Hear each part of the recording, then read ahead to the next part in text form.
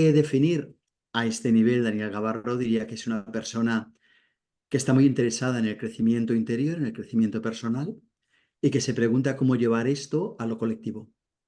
Porque no puede ser que lo colectivo esté separado de lo individual. Las sociedades se componen de personas. Y si me tuviera que definir de alguna forma a nivel académico, diría que sobre todo soy maestro, maestro de escuela con 5 especialidades distintas. Soy psicopedagogo, soy licenciado en humanidades y máster en dirección y organización de empresas.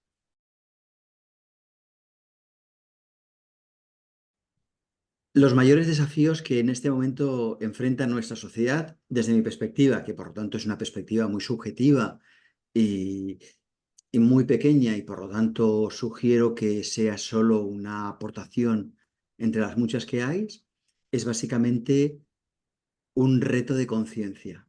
Es raro de decir porque cuando nosotros hablamos de sociedades, normalmente no tenemos presente la conciencia como algo fundamental. Y sin embargo, para mí, este es un reto que la sociedad tiene en este momento. Durante siglos, nosotros, por ejemplo, como sociedades consideramos que el género no tenía ninguna importancia en lo social. Lo que te ocurría a ti por el hecho de ser mujer, por el hecho de ser hombre, era algo anecdótico, te ocurría a ti, era tu vida subjetiva, no tenía por qué influir en lo político. Sin embargo, en un cierto momento nosotros nos damos cuenta de que la política y el género tienen una relación directa, que no podemos hacer políticas iguales para hombres que para mujeres. Y ahora que hemos empezado o que llevamos ya un tiempo razonablemente largo, pero tampoco mucho, desde el siglo XX, haciendo este tipo de políticas de forma consciente, nos damos cuenta que eso tiene una importancia muy grande y vamos perfilando, mejorando eso. Muy bien. El reto que nosotros tenemos ahora es comprender que tampoco la conciencia es un tema individual. El género no lo era. Lo que a mí me ocurría no me ocurría porque fuera yo. Me ocurría porque estaba dentro de un marco social, estaba dentro de un mundo social. Muy bien. Por lo tanto, lo personal es político, se decía desde el feminismo. Es decir, aquello que ocurre en mi casa me ocurre porque soy mujer, no por otra cosa. Y lo que a mí me ocurre tiene unas implicaciones sociales muy grandes. Muy bien. Lo mismo deberíamos tener muy presente con nivel de la conciencia. La conciencia, la evolución ética de las personas, la empatía, no es un tema individual, es un tema colectivo. Porque cuando las personas crecen, el país crece. Y digo que este es el reto que nosotros tenemos porque ahora lo estamos ignorando. Y mientras nosotros ignoremos que la conciencia debe incluirse en la agenda política, no se hagan acciones conscientes. Y mientras no se hagan acciones conscientes, la evolución dependerá del trabajo de cada persona y será mucho más difícil que la sociedad crezca como un conjunto, como una unidad, o si quieres, crezca a mucha más velocidad. Yo para ir cerrando esta primera reflexión, y que ya ves que es muy subjetivo lo que estoy diciendo, indicar o remarcar una frase que he dicho: cuando las personas crecen, el país crece. Y es imposible que los países crezcan en consciencia, crezcan en empatía, crezcan en capacidad de reacción, crezcan en solidaridad, crezcan en aquellas cosas fundamentales que están vinculadas también a la economía, que están vinculadas al bienestar, que están vinculadas a la felicidad, si nosotros las dejamos al azar.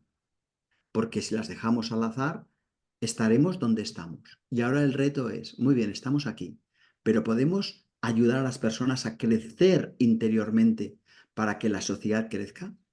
Sé que es una locura. Sé que hay mucha gente que cuando lo escuche va a decir, pero esto es un tema individual, esto no es colectivo. Bueno, es lo mismo que se decía hace 200 años cuando se hablaba del género. Esto es individual, no es colectivo. Pero es colectivo porque tiene consecuencias colectivas.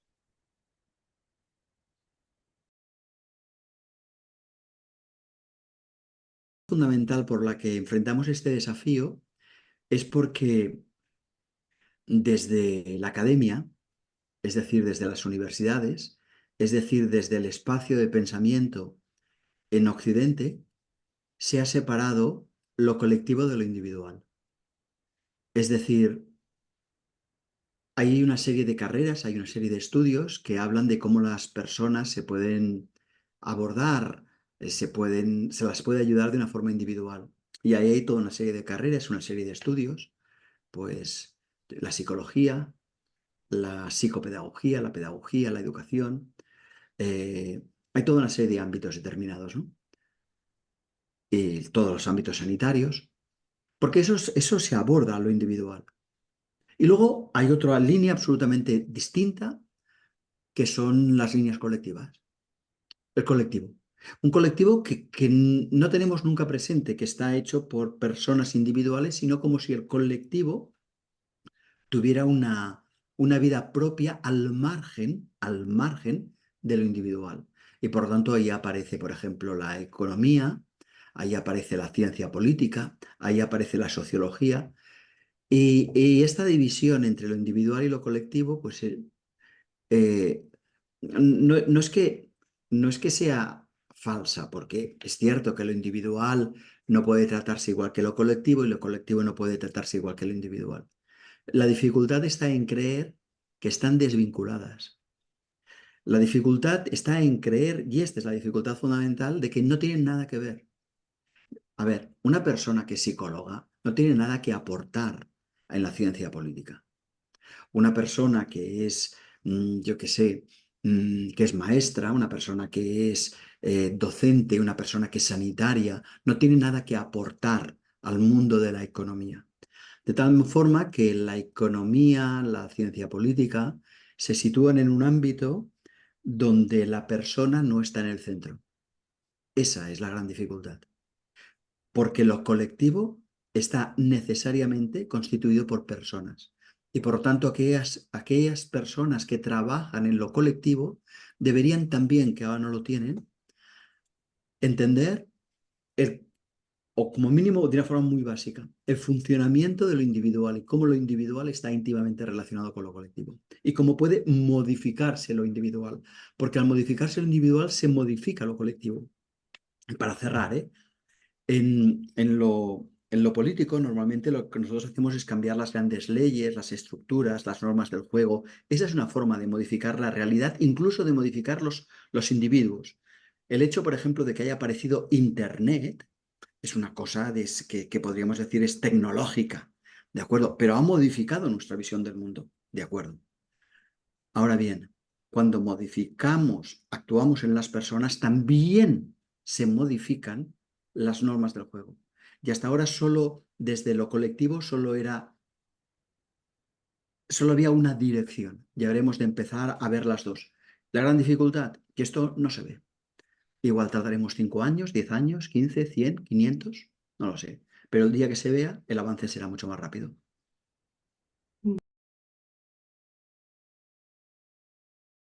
Y cuando me pregunto cómo sería el escenario deseable, estoy en un aprieto, porque me veo en la obligación de decir cosas que a lo mejor no son políticamente correctas. Pero como me debo a la honestidad, pues voy a contar cómo lo estoy percibiendo. Lo deseable sería que las personas que estuvieran vinculadas al mundo de lo colectivo, las personas que estuvieran en el mundo de la política, las personas que estuvieran en el mundo de la empresa, las personas que estuvieran en el mundo de la transformación social, de las ONGs, de las asociaciones, fueran personas que estuvieran ahí no desde el odio, sino desde el amor. Estuvieran ahí habiendo hecho un trabajo interior básico. He dicho que igual sería políticamente incorrecto y es que muchas veces me parece captar que igual el que estoy equivocado soy yo, cuando hay ciertas personas, incluso algunas de muchísima responsabilidad social, política, económica, y hablan de cómo ven el mundo y de cómo se debería actuar. Desde mi perspectiva, que digo que igual está errónea, los veo que claramente están mintiendo sabiendo que están mintiendo. Los veo que claramente están manipulando la realidad y desde mi perspectiva creo que son lo suficientemente inteligentes como para darse cuenta que la están manipulando. A menudo veo a personas que tienen cargos muy importantes que están jugando a un juego como si fueran niños pequeños donde lo que buscan no es el bienestar, sino el ganar. Lo que, y que, y que, y que yo como maestro lo he visto cientos de veces en alumnos en el colegio, de 6, de 7, de 3, de 8, de 12 años, pero que me parece que es un error. Es un error que nuestro sistema político sea tan exigente que solo las personas que son, entre comillas, santas, iluminadas, que son capaces de sacrificar su vida por algo que les exige una presencia 24 horas al día, 7 días a la semana, 365 días al año, y además siendo víctimas continuamente de agresiones, de insultos, de menosprecio.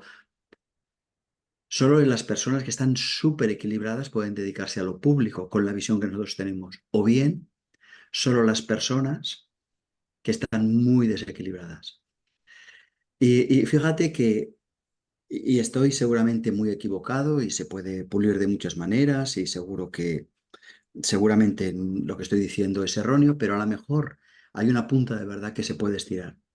Fíjate que nosotros tenemos un sistema que impide que las personas normales, sensatas, que quieren dedicarse a lo público 8 horas al día, se dediquen. Porque si te dedicas, 8 horas no son suficientes. Tienes que estar siempre, en todos los momentos, tienes que estar disponible. Y entonces es la misma perversión del sistema que hace que solo la gente que tenga, que tenga mucho desequilibrio o mucha santidad se pueda dedicar. Y cuando yo veo la tele veo mucho desequilibrio. Cuando leo los periódicos veo mucho desequilibrio. Así que ya ves que he dado una respuesta o ya políticamente poco correcta, pero ojalá sea un poco inspiradora porque implica algo, implica. Y ahora lo que voy a decir es otro absurdo, ¿eh? En un cierto momento, hablando con el decano de una universidad, le decía, es que, ¿sabes qué pasa? Es que para que los alumnos que hacen magisterio puedan tener el título de maestro, les tienes que hacer un examen de si tienen equilibrio mental y si son felices, porque un maestro infeliz destroza al alumnado y un maestro desequilibrado destroza al alumnado. Desde mi perspectiva, deberíamos empezar a tener muy presente en todos los cargos públicos si la persona que está en este punto tiene un equilibrio personal. Y lamento haber dicho algo que a lo mejor es incómodo o poco adecuado. Pero es muy útil que haya gente que se atreva a decir cosas absurdas o erróneas, como a lo mejor la que he dado yo, para que con el tiempo gente más sabia que nosotros pues pueda, partiendo de esto, pues mejorarlo mucho.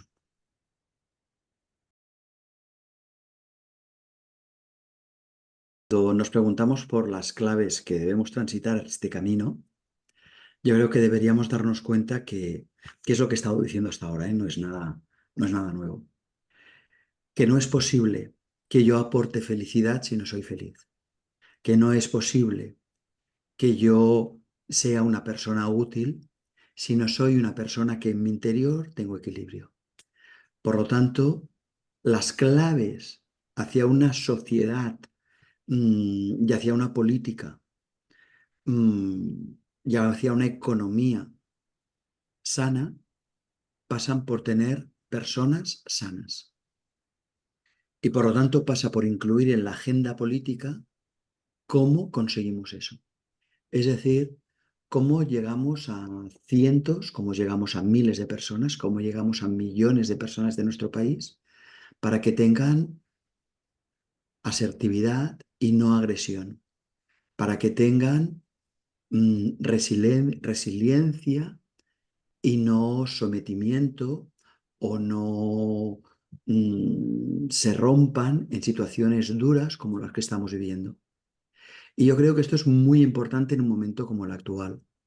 Y lo voy a vincular con la inteligencia artificial y me voy a quedar tan ancho, ¿eh? Yo estoy convencido de que la inteligencia artificial supone un cambio tan grande como en su momento la aparición de Internet en nuestra sociedad, o hace muchísimos más años la aparición del coche en nuestra sociedad, o hace muchísimos más años la aparición de la electricidad o de la imprenta. Es un cambio de la misma magnitud, ¿eh? Es decir, un cambio extraordinario. Nosotros, dentro de unos años, nos daremos cuenta de haber vivido en otro mundo distinto del que estamos ahora. Muy bien. Nos daremos cuenta de que estamos viviendo en otro mundo distinto al que estamos ahora porque aquellas empresas, aquellos gobiernos, aquellas personas que no sean capaces de utilizar las herramientas que la inteligencia artificial nos pone a nuestro favor, nos pone a nuestro lado, simplemente quedarán desfasadas, quedarán anticuadas. Por lo tanto, habrá muchísimos puestos de trabajo, pero también habrá países enteros que si la población no está no se pone, no entiende, no comprende, no, pues van a tener un coste económico grande. Lo que estoy diciendo aquí es que el crecimiento interior tiene que estar en la agenda política por el bien individual de las personas, por el bien colectivo y por el bien económico. Porque cuando las personas se sienten con capacidad, con fuerza, con empatía, con resiliencia, pueden abordar retos como este que comentaba ahora de la inteligencia artificial y de los cambios extraordinarios que estamos viviendo ahora a una velocidad inmensa y poderlos ir digiriendo lentamente. Vivimos un momento de mucha tensión en nuestra sociedad porque hay una transformación a una velocidad tan grande que, y lo digo también como empresario, porque hay cosas que hace 8 años funcionaban y eran súper punteras y en este momento están caducadas. Y he dicho hace 8 años, pero puedo decir, porque el mundo va mucho más rápido de lo que parece, que cosas que textualmente hace 1 año y medio funcionaban, cosas que funcionaban antes de la pandemia, que total, ahora hace 4 años, ahora no funcionan. Por lo tanto, poner la conciencia en la agenda política, ayudar a que las personas sean resilientes, a que las personas sean capaces de mantener su equilibrio, a que tengan capacidad de dialogar, de gestionar, de ponerse de acuerdo, de saber muy bien en qué puntos no nos hemos puesto de acuerdo y cómo podemos abordarlos o cómo podemos gestionar el desacuerdo, que no siempre tenemos que estar de acuerdo en todo. Eso tendrá un impacto bestial. Y fíjate que estoy hablando de una cosa que puede parecer muy abstracta y es muy concreta. Muy concreta. Porque cuando en un cierto momento el Estado se preguntó cómo podemos hacer que todas las personas sepan leer, escribir, sumar, multiplicar y tengan un mínimo de cultura básica, ahí se propusieron acciones concretas. Pues lo mismo deberíamos hacer cuando queremos que las personas crezcan, porque cuando las personas crecen, el país crece. Y para que las personas crezcan, necesitamos programas y acciones concretas para cientos, para miles, para millones de personas. Y lo digo con pleno convencimiento, sabiendo como siempre que puedo estar muy equivocado.